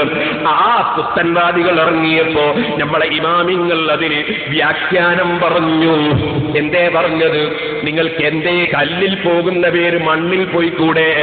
അല്ലാഹു തആല ഒരു സിംഹാസനത്തിൽ ഇരുന്നു എന്നർത്ഥം പറയുന്നതിന് പകരം അല്ലാഹു തആല അർ-റഹ്മാനു അലൽ അർശി ഇസ്തവാ എന്ന് പറഞ്ഞാൽ അല്ലാഹ് അധികാരസ്ഥനായി എന്നർത്ഥം പറഞ്ഞുകൂടെ? നമ്മൾ സാധാരണ പറയാറില്ലേ, അയാൾക്ക് ഇപ്പോഴാ കസേര കിട്ടിയത്. ചിലപ്പോൾ നമ്മൾ പറയാറില്ലേ, അയാൾ കസേര തെറിച്ചു പോകുന്ന പേടിയാണ്. അതേ, കസേര നിലനിർത്താനുള്ള പരിപാടിയാണ്. സിംഹാസനത്തിന്റെ മുകളിൽ ഇരിക്കുക എന്നർത്ഥം പറഞ്ഞാൽ നമ്മൾ സാധാരണ പറയാറില്ലേ, അധികാരം എന്ന അർത്ഥത്തിൽ കസേര കണ്ടിട്ട് കളിക്കുകയാണ്, കസേര കിട്ടാൻ വേണ്ടിയാണ്, കസേര എന്ന് തെറിച്ചു പോകുന്നതിനാണെന്നൊക്കെ പറയാറില്ലേ. ഇരിക്കുന്നത് ബെഞ്ചുമ്മലാണെങ്കിലും പറയലങ്ങനെ തന്നെയല്ലേ? ഇതുപോലെ അല്ലാഹു തആല സിംഹാസനത്തിൽ ഉപവിഷ്ടനാണെന്ന് ബാഹ്യാർത്ഥം വരുന്ന വാചകത്തിന്റെ അർത്ഥം അല്ലാഹ് അധികാരസ്ഥനാണ് എന്നാകുന്നു എന്ന് പണ്ഡിതന്മാര് വ്യാഖ്യാനം പറഞ്ഞു. ഇതാണ് മഹാനായ ഉമർ ഖാദി റഹിമഹുല്ലാഹ് വിവരിച്ചത്. ഫിഹാ ഫതവീലുൻ അലാ മാ യുതബർ കൽ ഖഹരി ഫീ ദിൽ ഇസ്തിവാ വഹലും മജർ. ഇത് തന്നെ ബഹുമാനപ്പെട്ട ഇമാം നവവി റളിയല്ലാഹു അൻഹു പറയുന്നു. സഹോദരന്മാർ ചിന്തിക്കണം, ഇമാം നവവി പറയുകയാണ്, ينزل ربنا تبارك وتعالى في كل ليلة حين يبقى من ثلث الليل الآخر يقول من يدعو فاستجيب له من يسألني فأعطيه من يستغفرني فأغفر له. റവാഹുൽ ബുഖാരി വ മുസ്ലിം. മുജാഹിദിന്റെ സ്റ്റേജുകളായ സ്റ്റേജുകളിലൊക്കെ ഇപ്പൊ നിങ്ങൾ കേൾക്കാറില്ലേ, അല്ലാഹ് ഇറങ്ങുന്നു എന്ന് പറഞ്ഞിട്ടോ ഹദീസ്. അതിനെ സംബന്ധിച്ച് ഇമാം നവവി റഹിമഹുല്ലാഹ് പറയാണ്, وفي هذا الحديث وشبهه من أحاديث الصفات وآياتها مذهبان مشهوران. ഇത്തരം ഹദീസുകളിലും ആയത്തുകളിലും രണ്ട് മദ്ഹബാണ് പണ്ഡിതന്മാർക്ക്. ഒന്ന് തഅ്വീലുഹു അലാ മാ യലീഖു ബിസിഫാത്തില്ലാഹി സുബ്ഹാനഹു വതആല വതൻസീഹുഹു അനിൽ ഇന്തിഖാലി വസായിരി സിഫാത്തിൽ മുഹദ്ദസി. അതേ, അല്ലാഹുവിന് സൃഷ്ടികൾക്കുള്ള സവിശേഷതകൾ ഒന്നും തന്നെ ഇല്ല എന്ന് അല്ലാഹുവിനെ പരിശുദ്ധമാക്കുന്ന നിലക്കും അല്ലാഹ് നീങ്ങുന്നില്ല എന്ന് വ്യക്തമായി പഠിപ്പിക്കുന്ന നിലക്കും ഈ പറഞ്ഞതിനെ വ്യാഖ്യാനിക്കലാണ് ഒരു മദ്ഹബ്. വഹാദാ ഹുവൽ അശ്ഹറു ഇൻദൽ മുതകല്ലിമീന. അഖീദ പഠിപ്പിക്കുന്ന പണ്ഡിതന്മാർക്കിടയിൽ പ്രസിദ്ധമായ അഭിപ്രായം ഇതാണ്. വസ്സാനി, രണ്ടാമത്തെ അഭിപ്രായം, അൽ ഇംസാകു അൻ തഅ്വീലിഹാ, അതിന് ഒരു വ്യാഖ്യാനവും പറയാതിരിക്കലാണ്. മഅഇതിഖാദി തൻസീഹില്ലാഹി സുബ്ഹാനഹു വ സിഫാത്തിൽ മുഹദ്ദസീൻ, സൃഷ്ടികൾക്കുള്ള ഒരു വിശേഷണവും അല്ലാഹുവിന് ഇല്ല എന്ന പരിശുദ്ധതയെ വിശ്വസിക്കലോടുകൂടെ ലിഖൗലിഹി തആല, അങ്ങനെ വിശ്വസിക്കാൻ കാരണം അല്ലാഹ് പറഞ്ഞതുകൊണ്ടാണ്. ലൈസ കമിസ്ലിഹി ശൈഉൻ, അല്ലാഹനെ പോലെ ഒരാളും ഇല്ലെന്നും ഒരു വസ്തുവില്ലെന്നും അല്ലാഹ് പറഞ്ഞിട്ടുണ്ട്. വഹാദാ മദ്ഹബുസ് സലഫി, ഇതാണ് പൂർവകാല പണ്ഡിതന്മാരുടെ മദ്ഹബ്. വജമാഅത്തിൻ മിനൽ മുതകല്ലിമീന, അഖീദ പഠിപ്പിക്കുന്ന ഒരു വിഭാഗം പണ്ഡിതന്മാരും ഇതേ അഭിപ്രായക്കാരനാണ്. ആരാണ്? വഹാസിലുഹു, അതിന്റെ ആകത്തുക അൻയുഖാല, പറയപ്പെടലാണ്. ലാ നഅലമുൽ മുറാദ ബിഹാദാ, ഈ ആയത്ത് കൊണ്ടും ഹദീസ് കൊണ്ടുമുള്ള ഉദ്ദേശം നമുക്കറിയില്ല. വലാകിൻ നുഅ്മിനു ബിഹി, പക്ഷേ ഈ ആയത്ത് കൊണ്ടും ഹദീസ് കൊണ്ടും നമ്മൾ വിശ്വസിക്കുന്നുണ്ട്. മഅഇതിഖാദിന, നമ്മൾ വിശ്വസിക്കുന്നതോടുകൂടെ അന്ന ളാഹിറഹു ഗൈറു മുറാദിൻ, അതിന്റെ ബാഹ്യാർത്ഥം ഉദ്ദേശമല്ല, അതിന്റെ പ്രകടമായ അർത്ഥം ഉദ്ദേശമല്ല. വലഹു മഅനൻ യലീഖു ബില്ലാഹി തആല, അതിന് അല്ലാഹുവോട് യോജിച്ച ഒരു അർത്ഥം ഉണ്ട്, അത് നമുക്കറിയില്ല എന്ന് പറയലാണ് സലഫിന്റെ മാർഗമെന്ന് ഇമാം നബവി റഹിമഹുല്ലാഹ് ശറഹുൽ മുഹദ്ദബിന്റെ 3-ാം വാല്യം 382-ാമത്തെ പേജിലും രേഖപ്പെടുത്തുന്നു. ഇത് തന്നെയാണ് മുമ്പ് കാലത്ത് മുജാഹിദുകളും പറഞ്ഞത്. സഹോദരന്മാരെ, പക്ഷേ വേറെ ചില ബലമൊക്കെ അവർ പറഞ്ഞിട്ടുണ്ടെങ്കിലും അഹ്ലുസ് സുന്നത്തി വൽ ജമാഅ എന്ന KNM പ്രസിദ്ധീകരിക്കുന്ന പുസ്തകം, മുജാഹിദ് സെന്റർ പ്രസിദ്ധീകരിക്കുന്ന പുസ്തകം, ഈ പുസ്തകത്തിൽ തന്നെ ഇതിൽ നിങ്ങൾക്ക് കാണാം അല്ലാഹു ആകാശത്തിലാണെന്നും അവൻ അർശിൽ ഇരിക്കുകയാണെന്നുമുള്ള ളാഹിരിയാക്കളുടെയും ഹംബലിയാക്കളുടെയും പറഞ്ഞത് തെറ്റാണ്, അത് അവരെ വെച്ച് കിട്ടിയതാണ് ഹംബലിയാക്കളുടെ പേരിൽ. ഹംബലിയാക്കളുടെയും അഭിപ്രായവും അല്ലാഹു ഒരു സ്ഥലത്തും സ്ഥിതി ചെയ്യുന്നില്ല, ഒരു പ്രത്യേക സ്ഥലത്ത് സ്ഥിതി ചെയ്യുക എന്ന അവസ്ഥയിൽ നിന്ന് അവൻ പരിശുദ്ധനാണെന്നുള്ള ജഹ്മിയാക്കളുടെയും മുഅ്തസിലിയാക്കളുടെയും അഹ്ലുസ് സുന്നത്താണെന്ന് പറയുന്ന അശ്അരിയാക്കൾ, മാതുരിദിയാക്കൾ മുതലായവരുടെയും അഭിപ്രായവും ഇവ രണ്ടും ശരീഅത്തിന്റെ അതിനപ്പുറമുള്ളതാണെന്നുള്ളതിൽ സമമാണ്. അല്ലാഹുവിന് ശരീരമുണ്ട്, കൈയുണ്ട്, കാലുണ്ട്, മുഖമുണ്ട് എന്നുള്ള മുജസ്സിമിയാക്കളുടെ അഭിപ്രായവും അവൻ ശരീരമുള്ളവനല്ല, ജൗഹറല്ല, അറദല്ല, ആകൃതിയുള്ളവനല്ല, രൂപമുള്ളവനല്ല എന്നുള്ള മുഅ്തസിലിയാക്കളുടെയും അശ്അരിയാക്കളുടെയും മാതുരിദിയാക്കളുടെയും അഭിപ്രായവും കിതാബിലും സുന്നത്തിലും വ്യക്തമായ തെളിവില്ലാത്തതാകുന്നു. നമ്മളെയും അവർ തള്ളിയിട്ടുണ്ടെങ്കിലും അവർ അല്ലാഹു കൈയുണ്ടെന്ന വാദം ഖുർആനിലും സുന്നത്തിലും ഇല്ലാത്തതാണ്, മുഖമുണ്ടെന്ന വാദം ഖുർആനിലും സുന്നത്തിലും ഇല്ലാത്തതാണ്, കാലുണ്ടെന്ന വാദം, ശരീരമുണ്ടെന്ന വാദം ഖുർആനിലും സുന്നത്തിലും ഇല്ലാത്തതാണ്. അല്ലാഹു അർശിന്റെ മുകളിലാണെന്ന് പറയുന്നത് ഇസ്ലാം പഠിപ്പിച്ചതിനെതിരാണ് എന്ന് KNM പ്രസിദ്ധീകരിച്ച പുസ്തകത്തിൽ അവർ തന്നെ എഴുതിയിട്ടുണ്ട്. ഇപ്പോഴത് പൊളിച്ചെഴുതിയിരിക്കുകയാണ്. നിങ്ങൾ ഓർക്കണം, 1990 ജനുവരിയിൽ പുറത്തിറക്കിയ പുസ്തകത്തിൽ അവർ പഠിപ്പിക്കുന്ന ആ ആശയം 2004 ആകുമ്പോഴേക്ക് അല്ലാഹുവിനെ കുറിച്ചുള്ള വിശ്വാസം പൊളിച്ചെഴുതിയിരിക്കുകയാണ്. ഇപ്പോൾ അല്ലാഹു ഒരു സ്ഥലത്ത് പ്രത്യേകം ഇരിക്കുകയാണ്, പാതിരക്ക് ഇറങ്ങി വരികയാണ്, പോവുകയാണ്, വരികയാണ്. ഇതാണ് പൊളിച്ചെഴുത്ത്. നിങ്ങൾക്ക് മനസ്സിലായില്ലേ? പൗരോഹിത്യം പൊളിച്ചെഴുതുന്നു എന്ന് പറഞ്ഞില്ലേ? ഇതാണ് ഈ പൊളിച്ചെഴുതിയത്. അവരുടെ മുൻഗാമികളായ മൗലവിമാർ എഴുതി വെച്ചത് പൊളിച്ചെഴുതുകയാണ്. എന്നാൽ നിങ്ങൾ മനസ്സിലാക്കണം, അല്ലാഹു തആലാക്ക് അവയവങ്ങളുണ്ട്, ശരീരമുണ്ട്, കയറുന്നുണ്ട്, ഇറങ്ങുന്നുണ്ട്, ഇരിക്കുന്നുണ്ട്, സ്ഥലമുണ്ട് എന്നൊക്കെ വിശ്വസിക്കുന്നവരെ പറ്റി ഇമാം ഗസ്സാലി റളിയല്ലാഹു അൻഹു അവരെ പറ്റി പറയുന്ന വാചകം കണ്ടോ? ഫൈൻ ഖതറ ബിബാലിഹി, ഒരു മനുഷ്യന്റെ മനസ്സിൽ വന്നാൽ അന്നല്ലാഹ ജിസ്മുൻ മുറക്കബുൻ, അല്ലാഹു മിൻ അദാഇൻ, കുറെ അവയവങ്ങളാലുള്ള ഒരു തടിയാണ് അല്ലാഹു എന്ന് വല്ലവന്റെയും മനസ്സിൽ വന്നാൽ ഫഹുവ ആബിദു സനമിൻ, അവൻ ബിംബാരാധകനാണ് കേട്ടോ. ഫഇന്ന കുല്ല ജിസ്മിൻ ഫഹുവ മഖ്ലൂഖുൻ, എന്തുകൊണ്ട് ഏത് ശരീരവും സൃഷ്ടിയാണ്. വഇബാദത്തുൽ മഖ്ലൂഖി കുഫ്റുൻ, സൃഷ്ടിയെ ഇബാദത്തെടുക്കൽ കുഫറാണ്. വഇബാദത്തു സ്വനമി കാനത്ത് കുഫറൻ, വിഗ്രഹാരാധന കുഫറായി. ലിഅന്നഹു മഖ്ലൂഖുൻ, വിഗ്രഹം സൃഷ്ടിയായതുകൊണ്ടാണ്. വകാന മഖ്ലൂഖൻ, എന്തുകൊണ്ടാണ് വിഗ്രഹം സൃഷ്ടിയായത്. ലിഅന്നഹു ജിസ്മുൻ, അതൊരു ശരീരമായതുകൊണ്ടാണ്. ഫമൻ അബദ ജിസ്മൻ, അപ്പോൾ ഒരു ശരീരത്തെ വല്ലവനും ഇബാദത്തെടുത്താൽ ഫഹുവ കാഫിറുൻ ബിഇജ്മാഇൽ അയിമ്മത്തി സലഫി മിൻഹും വൽ ഖലഫി, മുൻഗാമികളും പിൻഗാമികളുമായ പണ്ഡിതന്മാർക്ക് തർക്കമില്ലാതെ ഒരു തടിയെ ഇബാദത്തെടുക്കുന്നവൻ കാഫിറാണ് കേട്ടോ. ഇമാം ഗസ്സാലി റളിയല്ലാഹു അൻഹു ഇൽജാമുൽ അവാം എന്ന കിതാബിൽ അതാ അതിന്റെ 55-ാമത്തെ പേജിൽ രേഖപ്പെടുത്തി വെക്കുന്നു. മുസ്ലിമീകൾ മനസ്സിലാക്കണം, ഇതൊരു തമാശയല്ല, ഇത് കൊള്ളിക്കേകിന്റെ കച്ചവടമല്ല, ഇത് അല്ലാഹുവിനെ കുറിച്ചുള്ള വിശ്വാസത്തിന്റെ പ്രശ്നമാണ്. അതുകൊണ്ട് മുസ്ലിമീങ്ങളെ, അതാ മുഹമ്മദ് അമാനി മൗലവിയും അതേ KM മൗലവിയും അതുപോലെ വക്കം മൗലവിയും ഒക്കെ അല്ലാഹ് അർശിന്റെ മുകളിൽ ഇരിക്കുന്നു എന്ന് വിശ്വസിക്കരുത്. അല്ലാഹ് കയ്യും കാലും കണ്ണും മൂക്കുമുണ്ടെന്ന് വിശ്വസിക്കരുത്. അങ്ങനെ വിശ്വസിച്ചാൽ അത് ഖുർആനിനെതിരാണ്, ഹദീസിനെതിരാണ്, ഇസ്ലാമിനെതിരാണെന്ന് പറഞ്ഞെങ്കിൽ ഇപ്പോൾ മൗലവിമാര് അത് പൊളിച്ചെഴുതിയിട്ട് പടച്ചവൻ ഒരു സ്ഥലത്ത് ഇരിക്കുന്നു, അർശിന്റെ മുകളിൽ ഉപവിഷ്ടനായി ഇരിക്കുന്നു, പടച്ചവൻ കയറുന്നു ഇറങ്ങുന്നു, കയ്യും കാലുമുണ്ടെന്നൊക്കെയല്ലേ പരസ്യമായി എഴുതി വെക്കുന്നത്. ഈ പൊളിച്ചെഴുത്ത് മുസ്ലിമീങ്ങൾക്ക് സ്വീകാര്യമല്ല. ഈ പൊളിച്ചെഴുത്ത് നിങ്ങൾ അംഗീകരിച്ചിട്ട് നിങ്ങളെ ഈമാൻ തെറ്റിപ്പോയാൽ ഇമാം ഗസ്സാലി റളിയല്ലാഹു അൻഹു പറഞ്ഞതുപോലെ നിങ്ങൾ കുഫറിലേക്ക് നീങ്ങിപ്പോയാൽ പാരത്രിക ലോകത്ത് വെച്ച് യാ ലൈതനി ഇത്തഖൽതു മഅ റസൂലി സബീലാ, യാ ലൈതനി ലം അത്തഖിദ് ഫുലാനൻ ഖലീലാ, അല്ലാഹുവിന്റെ റസൂലിനെ പിന്തുടർന്നെങ്കിൽ നന്നായിരുന്നു, ഞാൻ ഇയാളെ കൂടെ നടന്നില്ലെങ്കിൽ നന്നായിരുന്നു എന്ന ആഖിറത്തിൽ വെച്ച് കൈകടിച്ച് പറഞ്ഞിട്ട് കാര്യമില്ല. മൗലവിമാര് പറയുന്നു, നിങ്ങളത് നോക്കണ്ട, ആഖിറത്തിൽ ഞങ്ങൾ ഏറ്റെടുത്തോളും, നിങ്ങൾ നരകത്ത് കിടക്കും അല്ലാഹുവിനോട് പറഞ്ഞാൽ മതി, ഇത് ഞങ്ങളെ മൗലവിമാര് പറഞ്ഞിട്ടാന്ന് പറഞ്ഞാൽ മതി, ഞങ്ങൾ ഏറ്റെടുത്തോളും എന്നാണ് മൗലവിമാര് പറയുന്നത്.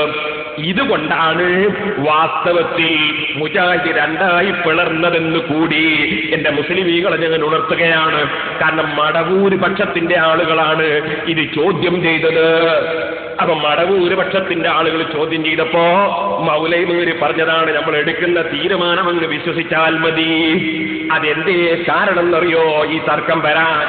ഈ പാവപ്പെട്ട ഞാൻ വാഴക്കാട് വെച്ച് 8 ഖണ്ഡന പ്രസംഗങ്ങൾ, 8ഓ 9ഓ എനിക്കിപ്പോ കൃത്യമായി ഓർമ്മയില്ല, 9ഓ ഖണ്ഡന പ്രസംഗം ഈ വിഷയത്തിൽ നടത്തി. മലപ്പുറം ജില്ലയിലെ ലക്ഷങ്ങൾ വന്നത് പ്രസംഗം കേട്ടു. അവിടെ ഞാൻ ഇതിന്റെ തെളിവുകളൊക്കെ വ്യക്തമായി അങ്ങ് പറഞ്ഞു. അപ്പോ അബ്ദുറഹ്മാൻ സലഫി എന്ന സെക്രട്ടറി മൗലവി, മുജാഹിദിന്റെ മൗലവി പറഞ്ഞു, മൗലവി മുസ്ലിയാരെ, നിങ്ങൾ റാസി ഇമാമിന്റെ കിതാബാണ് ഉദ്ധരിക്കുന്നത്, ഗസ്സാലി ഇമാമിനെയാണ് ഉദ്ധരിക്കുന്നത്. ഇമാം റാസിയും ഗസ്സാലിയും ഒക്കെ ആദ്യം അങ്ങനെ പറഞ്ഞെങ്കിലും അവസാനം മുജാഹിദായിട്ടാണ് മരിച്ചത്. അപ്പൊ ഞാൻ ചോദിച്ചു, എന്താണ് ഒരു തെളിവ്? അപ്പൊ പറഞ്ഞു, ഇമാം റാസിക്ക് അഖ്സാമുൽ ലദാത്ത് എന്നൊരു കിതാബുണ്ട്. ആ കിതാബിൽ ഇമാം റാസി പറയുന്നുണ്ട്, എന്റെ തഫ്സീറിൽ എഴുതിയതൊക്കെ അബദ്ധമാണ് എന്ന് പറയുന്നുണ്ട്. അപ്പൊ ഞാൻ ചോദിച്ചു, ആ അഖ്സാമുൽ ലദാത്ത് ഒന്ന് കാണിച്ചു തരുമോ? അപ്പോഴാണ് മൗലവി കാണിച്ചു തരുന്നില്ല. വാഴക്കാട് നിങ്ങൾ അന്വേഷിച്ച ബഷീർ മാഷ പോലെയുള്ള അവിടെയുള്ള പ്രവർത്തകരോട് ചോദിച്ചോ. ബഷീർ മാഷടക്കമുള്ളവർ മൗലവിയുടെ വീട്ടിലേക്ക് പോയി. അദ്ദേഹം അതിന്റെ അടുത്ത് അരീക്കോട് ഭാഗത്താണ്. മൗലവിയോട് പറഞ്ഞു, അഖ്സാമുൽ ലദാത്ത് ഒന്ന് കാണണം. അപ്പൊ മൗലവി പറഞ്ഞു, ഞാനത് കണ്ടിട്ടില്ല. അപ്പോൾ പിന്നെ മൗലവിയോട് കുട്ടികൾ വെച്ചു, പിന്നെന്തേ നിങ്ങൾ സ്റ്റേജുമെന്ന് പറഞ്ഞത്? അപ്പൊ അയാൾ പറഞ്ഞു, ഞാനത് ബയാനു തൽബീസിൽ ജഹമിയ്യ എന്ന ഇബ്നു തൈമിയ്യന്റെ കിതാബിലാണുള്ളത്. അപ്പൊ കുട്ടികൾ ചോദിച്ചെന്ന അതൊന്ന് കാണിച്ചു തരുമോ? അപ്പൊ മൗലവി പറഞ്ഞു, അതും ഞാൻ കണ്ടിട്ടില്ല. പിന്നെ എങ്ങനെയും അത് എന്റെ ഡയറിയിൽ കുറിച്ചെടുത്തതാണ്, വേറൊരു മൗലവി കുറിച്ചു കൊടുത്തതാണ്. ഓ സഹോദരന്മാരെ, ഈ ബയാനു തൽബീസിൽ ജഹ്മി എന്ന ഗ്രന്ഥം എന്റെ കയ്യിലുണ്ട്. കുറ്റ്യാടിയിൽ ഞാനത് സൂക്ഷിച്ചിട്ടുണ്ട്. ആ കുറ്റ്യാടിയിൽ അത് സൂക്ഷിച്ചത് എങ്ങനെയാണെന്നറിയോ? ഞാൻ ഒരു മുജാഹിദായ മൗലവിയോട് തന്നെ വാങ്ങിയതാണ്. പക്ഷെ അപ്പോൾ ഞാൻ സുന്നിയാണെന്ന് അയാൾ അറിയിച്ചിട്ടില്ല. മൗലവി പറയുന്നുണ്ട് ഇവർക്ക് ചിലപ്പോ സുന്നിയാണെന്ന് അറിയിക്കാതെ ചോദ്യം ചോദിക്കലും മറ്റുമുണ്ടെന്ന്.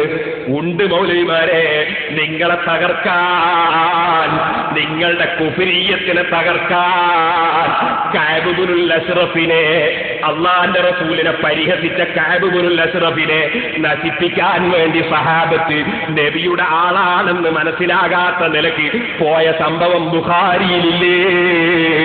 അത് റസൂലുള്ള അംഗീകരിച്ചിട്ടില്ലേ? ഞങ്ങൾക്ക് തെളിവ് ബുഖാരിയാണ്, സഹാബത്തിന്റെ പതിവാണ്, സഹാബത്തിന്റെ പ്രവർത്തന ശൈലിയാണ്. ഇരിക്കട്ടെ, ഞാൻ പറഞ്ഞു വരുന്നത്, ഞാൻ ആ ബയാനു തൽബീസിൽ ജഹ്മി എന്ന ഗ്രന്ഥം ഒരു മൗലവിയോട് തന്നെ വാങ്ങിയിട്ട് സൂക്ഷിച്ചു വെച്ചിട്ടുണ്ട്. ആ ഗ്രന്ഥത്തിൽ പറയുന്നത് എന്താണെന്നറിയോ? അള്ള ഒരു കട്ടിൽ മേൽ ഇരിക്കുകയാണ്. എന്നാ പടച്ചോന് ദേഷ്യം പിടിക്കുമ്പോ അള്ള ഇങ്ങനെ വീർക്കും, അള്ളങ്ങട്ട് വീർക്കും, അത് കനം കൂടും. അങ്ങനെ കനം കൂടുമ്പോ അള്ള ഇരിക്കുന്ന കട്ടില് കരകരാന്ന് എരിയും എന്ന് എഴുതി വെച്ച ഗ്രന്ഥമാണ് ബയാനു തൽബീസിൽ ജഹ്മിയ്യ. ഈ ആശയം ഞങ്ങളെ നാദാപുരത്ത് കൊണ്ടുവന്നിട്ട് വിളമ്പണോ? മുസ്ലിമീങ്ങളെ മുന്നിൽ വിളമ്പണോ? അതുകൊണ്ട് പൊളിച്ചെഴുത്തു ഒന്ന് അള്ളാഹുവിലുള്ള വിശ്വാസത്തിലാണെന്ന് എന്റെ മാന്യ മുസ്ലിം സഹോദരന്മാരോട് ഉണർത്തുന്നു. ഇവിടുന്ന് പറയാ, നിങ്ങളെ മാനിയക്കൽ സഖാഫിന്റെ ബുക്കിലും ഇല്ലേ പ്രകടമായ അർത്ഥം ഇറങ്ങി വരുന്നാണ്. ആ അർത്ഥം അനുസരിച്ച് വിശ്വസിക്കരുത് എന്നാണ് ഉള്ളത്. പ്രകടമായ അർത്ഥം അങ്ങനെയാണ്, പക്ഷേ അങ്ങനെ വിശ്വസിക്കരുത്. പക്ഷേ ഇറങ്ങി വരും എന്ന അർത്ഥം പ്രകടമായ അർത്ഥം തന്നെ ഭൗതികമായ നിലക്ക് അർത്ഥം പറയുമ്പോഴാ. വാസ്തവത്തിൽ ആ വാചകത്തിന് എന്തിലും ഇറങ്ങുന്ന അർത്ഥമുള്ളൂ. അത് ഇവിടെ തന്നെ പ്രസംഗിച്ചപ്പോൾ മൗലവിയുടെ നാവ് കൊണ്ട് ഇറങ്ങും എന്ന് ഹദീസിലുണ്ട് എന്ന് പറഞ്ഞിട്ടുണ്ട്. ഇറങ്ങും എന്നുള്ള ഹദീസ് ഏതാണ് മൗലവി? ഇറങ്ങി വരും എന്നുള്ള ഹദീസ് ഏതാണ്? രണ്ടിന്റെ ഈ വാചകം വെവ്വേറെ ഉണ്ടെങ്കിൽ ഒന്ന് പറഞ്ഞു തരണം. ഇറങ്ങും എന്ന് നിങ്ങളെ നാവ് കൊണ്ട് പറഞ്ഞു ഞാൻ ഇവിടെ സൂക്ഷിച്ചു വെച്ചിട്ടുണ്ട്. അപ്പൊ ഇറങ്ങും എന്നേ ആ വാചകത്തിന് അർത്ഥമുള്ളൂ. പ്രകടമായ അർത്ഥം ഇറങ്ങി വരും എന്ന് പറഞ്ഞവരുണ്ട്. പക്ഷെ അതിന്റെ അർത്ഥം അതാണ്. പക്ഷേ അങ്ങനെ വിശ്വസിക്കാൻ പാടില്ല. ഇതാണ് മാളിയക്കൽ പറഞ്ഞത്. അല്ലാതെ മാളിയക്കൽ അവിടെ വേറെ ഒന്നും പറഞ്ഞിട്ടൊന്നുമില്ല. ഇനി സഹോദരന്മാരെ, അടുത്ത വിഷയത്തിലേക്ക് കടക്കാൻ, ഇവിടെ പ്രസംഗം തുടങ്ങിയപ്പോ മൗലവി ചെയ്തത് എന്താണ്? സാധാരണ ചെയ്യുന്ന ഏർപ്പാട് തന്നെ. അതെന്താ? അയാൾ പറഞ്ഞൊക്കെ നമ്മളെ തലയിൽ വെച്ച് കെട്ടുക. അയാൾ ആദ്യം തന്നെ പറയാണ്, എന്റെ മാന്യ മുസ്ലിം സഹോദരന്മാർ, മുജാഹിദ് സുഹൃത്തുക്കൾ, ഞാൻ എന്റെ മുജാഹിദ് സുഹൃത്തുക്കളോട് പറയും, നിങ്ങളോട് എനിക്കൊരു വൈരാഗ്യവുമില്ല, എനിക്കൊരു വിദ്വേഷവുമില്ല. എനിക്കറിയാം നാദാപുരത്തോ പരിസരങ്ങളിലോ കടവത്തൂരിലോ വാണിമേലിലോ എവിടെയെങ്കിലും വല്ല മുജാഹിദ് പ്രസ്ഥാനത്തിലും പെട്ടുപോയ സാധാരണക്കാരുണ്ടെങ്കിൽ നരകത്തിൽ കടക്കണം എന്ന് വിചാരിച്ചിട്ട് അവരാരും മുജാഹിദായതല്ല. മറിച്ച് മൗലവിമാരുടെ പ്രഭാഷണങ്ങളും ക്ലാസുകളും കേട്ട് പെട്ടുപോയതാണ്. അല്ലാഹുവിന്റെ സന്മാർഗത്തിന്റെ വെളിച്ചം കാണിച്ചു കൊടുക്കട്ടെ. ഞാൻ ഒരിക്കലും മനസ്സിലാക്കുന്നില്ല നരകത്തിൽ കടക്കണം വിചാരിച്ചാർക്കും മുജാഹിദാവും ആവൂല. പക്ഷെ മൗലവിമാർ അവർ മനഃപൂർവ്വം നിങ്ങളെ പറ്റിക്കുകയാണ്. ഈ മൗലവിമാർ പേരോടിന്റെ പ്രസംഗം മുജാഹിദുകൾ കേട്ടുപോകരുത് എന്ന് നിർബന്ധമാണ്. അതിനവരെന്താ ചെയ്തതെന്നറിയോ? മുജാഹിദുകളോട് പ്രസംഗത്തിൽ ഇവിടുന്ന് തന്നെ മൗലവി പറയാണ്, മുജാഹിദുകൾക്ക് എല്ലാവർക്കും ലൂസാണ് എന്നാ പേരോട് പറയുന്നത്. അപ്പൊ മുജാഹിദുകൾ ഞങ്ങളൊക്കെ ഭ്രാന്തനാക്കുന്ന ഇവന്റെ പ്രസംഗം നമ്മളെന്തിനും കേൾക്കണം എന്ന് മുജാഹിദുകൾക്ക് തോന്നൂലേ? അതിനുവേണ്ടി എന്റെ പ്രസംഗം കേൾക്കാതിരിക്കാൻ വേണ്ടി മൗലവി എടുത്തൊരു അടവ്, മുജാഹിദുകൾ മുഴുവനും ലൂസാണ് എന്നാ പേരോട് പറയുന്നത്. എന്റെ നാവ് കൊണ്ട് ഞാൻ അങ്ങനെ പറഞ്ഞിട്ടില്ല, പറഞ്ഞതായി തെളിയിക്കാൻ സാധ്യവുമല്ല. അതേ സമയത്ത് ഞാൻ പറഞ്ഞത് എന്താണ്? നിങ്ങൾ പറഞ്ഞു പേരോടിന് ലൂസാണ്. മൗലവിയുടെ നാവ് കൊണ്ട് പറഞ്ഞു പേരോടിന് ലൂസാണ്. മൗലവിയുടെ നാവ് കൊണ്ട് പറഞ്ഞു സമസ്തയുടെ ആലിമീകൾ മുഴുവനും മാനസിക രോഗികളാണ്. സുബ്ഹാനല്ലാഹ്, കന്യത്ത് ഉസ്താദ് മാനസിക രോഗി, ഇ.കെ. അബൂബക്കർ മുസ്ലിയാർ മാനസിക രോഗി, ഖുതുബി തങ്ങൾ മാനസിക രോഗി, പാറക്കട്ട് വലിയ ഖാദിയാർ മാനസിക രോഗി, അതുപോലെ ചായക്കോട് കുഞ്ഞലി മുസ്ലിയാർ മാനസിക രോഗി, സദഖത്തുള്ള മുസ്ലിയാർ മാനസിക രോഗി. അവരെല്ലാം സമസ്തയുടെ വലിയ വലിയ സ്ഥാനമുള്ള പണ്ഡിതന്മാരായിരുന്നു. സമസ്തയുടെ മെമ്പറാകണോ മാനസിക രോഗിയാകണമെന്ന്? സമസ്തയുടെ ഒരുപാട് കാലം വൈസ് പ്രസിഡന്റ് ആയിരുന്നു ബഹുമാനപ്പെട്ട സദഖത്തുള്ള മുസ്ലിയാർ. അങ്ങനെ ആരിബീങ്ങളൊക്കെ മാനസിക രോഗി നിങ്ങളാ പറഞ്ഞത്, അത് ഞാൻ കേൾപ്പിക്കുന്നു. മൗലവി തന്നെ പറഞ്ഞത് ലൂസ്, ഞാനല്ല പറഞ്ഞത് ലൂസ്, നിങ്ങളാ പറഞ്ഞത്. മാനസിക രോഗമില്ലാത്തവർക്ക് സമസ്തയിൽ മെമ്പറാകാൻ പറ്റും. ഒരു വലിയ കരത്തിലുള്ളവരെ അതിൽ പോകുള്ളൂ. ഒരു ആവറേജ് പൂർണ്ണ ബുദ്ധിയുള്ളവരുടെ അപ്പുറത്താ. ഇതല്ലെങ്കിൽ ആയിരിക്കാം തിരിയാത്തത്. എന്നിട്ട് മൂപ്പര് ഇവിടെ വന്നാൽ ഫുള്ള് ലൂസാ.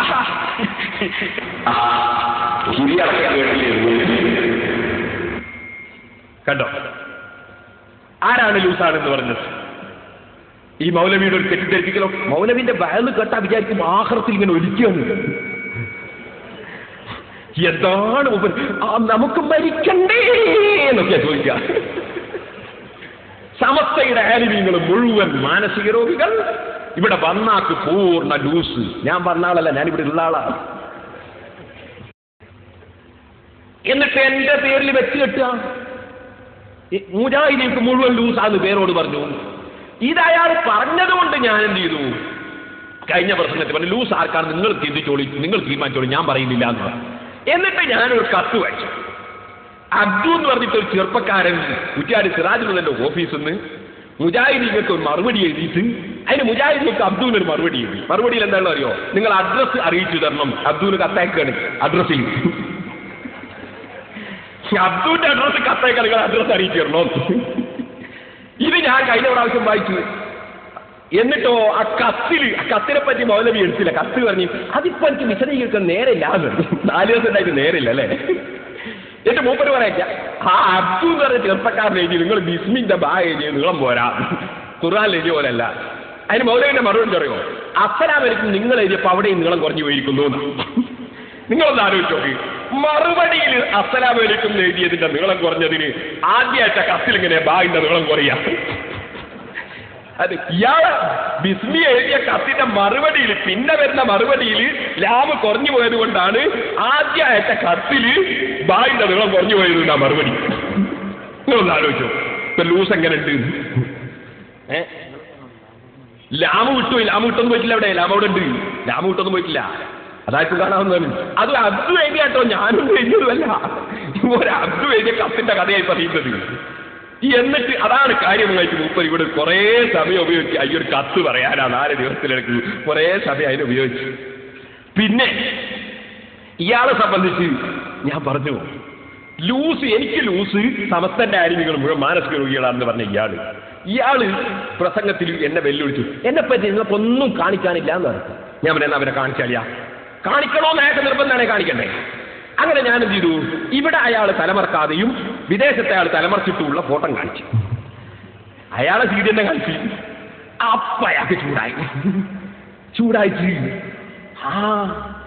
എന്താണ് ചൂടായതെന്നറിയോ? എന്നിട്ട് അയാൾ എന്നെ പറഞ്ഞു എന്നെപ്പറ്റി നിങ്ങൾ കാണിക്കാൻ നിങ്ങളിതൊന്നും ഇല്ല എന്ന് പറഞ്ഞോടെ ഞാൻ കാണിച്ചു. ഞാൻ കാണിക്കൂലായിരുന്നു. അയാൾക്കൊരു നിർബന്ധമാണ് കാണിക്കട്ടെ. കാണിച്ചപ്പോ പിന്നെ ഇയാൾ പറയാണ് തലമറക്കണമെന്ന് പറയുന്നൊക്കെ വിധേയികളാണ്. തലമറക്കുന്നതിനെ പോരിച്ച പറയുന്നവരും തലമറക്കാൻ ഞാൻ സാക്ഷിക്ക് പറ്റൂല, അരിമീങ്ങൾ പണ്ഡിതന്മാരോ തലമറച്ചില്ലേ സാക്ഷിക്ക് പറ്റൂല, ഇമാമത്തിക്കാൻ പറ്റൂല എന്നൊക്കെ പറഞ്ഞ വിധേയികളാണ്. ആരായി വിധേയികള്? സൈനുദ്ദീൻ മഖ്ദൂം റളിയല്ലാഹു അൻഹു വിധേയാണ്. ഫത്ഹുൽ മുല്ലാണ് ആ മസ്അലയുള്ളത്. ഇമാമികളുടെ കിതാബിലാണുള്ളത്. വിധേയാണ്. പിന്നെ ആരെല്ലാം പറഞ്ഞത് ഇൻഷാ അല്ലാഹ് ഞാൻ കാണിച്ചു തരാം. ഇത് തലമറക്കുന്നതിന്റെ ബഹുമാനവും മറ്റൊക്കെ ഞാൻ പറയാം. എല്ലാ ഹദീസും ദഈഫാണ് അല്ലെങ്കിൽ മൗദൂഅാണ്.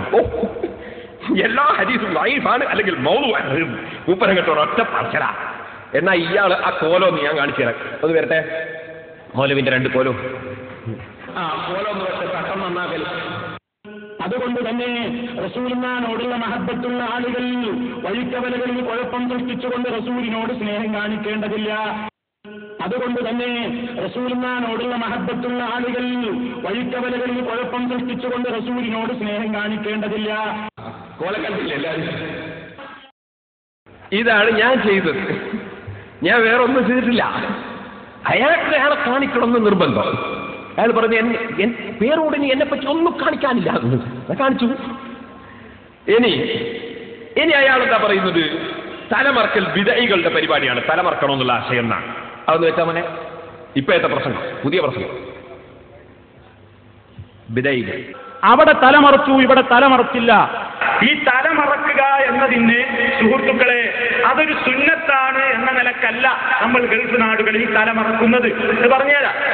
തലമറക്കൽ തലമറക്കലിന്റെ പോരിശ വ്യക്തമാക്കുന്ന, അതല്ലെങ്കിൽ തലപ്പാവിന്റെ പോരിശ വ്യക്തമാക്കുന്ന എല്ലാ ഹദീസുകളും ഒന്നുകിൽ ദഈഫ് ആണ്, അല്ലെങ്കിൽ മൗദൂഅ് ആണ്, അഥവാ ഒന്നുകിൽ ദുർബലമാണ്, അതല്ലെങ്കിൽ വ്യാജമാണ്.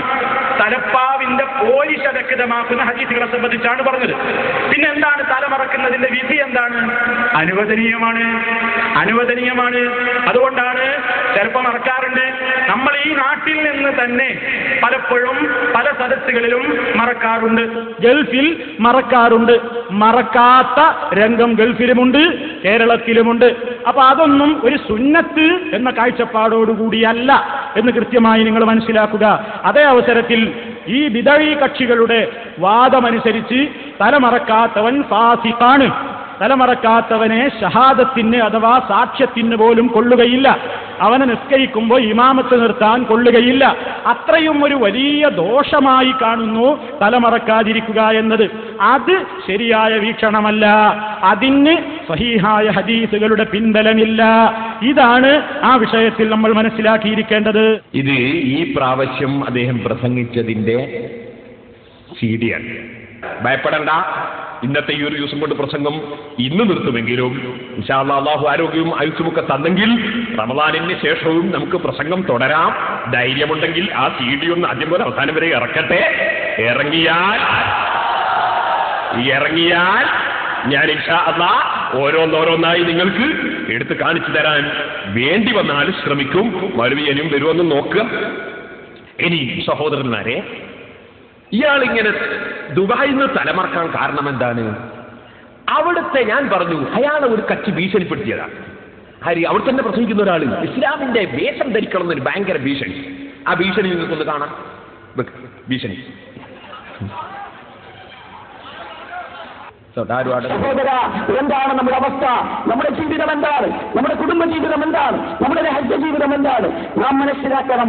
ഇപ്പോൾ മുസ്ലിങ്ങൾക്ക് മുസ്ലിമാണെന്ന് വേഷം കൊണ്ടോ രൂപം കൊണ്ടോ അറിയുന്നത് പോലും അപമാനമായി തോന്നുന്ന ഒരവസ്ഥയിലേക്കാണ് മുസ്ലിം സമൂഹം എത്തിക്കൊണ്ടിരിക്കുന്നത്. ഇത് നാശത്തിലേക്കുള്ള പോക്കാണെന്നാണ് നമുക്കിവിടെ പറയാനുള്ളത്. മുസ്ലിമിന്റെ എന്തെങ്കിലും ഒരു അടയാളം ജീവിതത്തിലുണ്ടെങ്കിൽ അത് അപമാനമാണെന്ന് കരുതി അവസാനത്തെ അടയാളവും ഒഴിവാക്കുന്നതിലേക്കാണ് മനുഷ്യർ എത്തിക്കൊണ്ടിരിക്കുന്നത്. നിങ്ങൾ ചിന്തിച്ചു നോക്കൂ. എന്റെ മുമ്പിൽ ഇരിക്കുന്നത് യുവാക്കളാണല്ലോ കൂടുതൽ.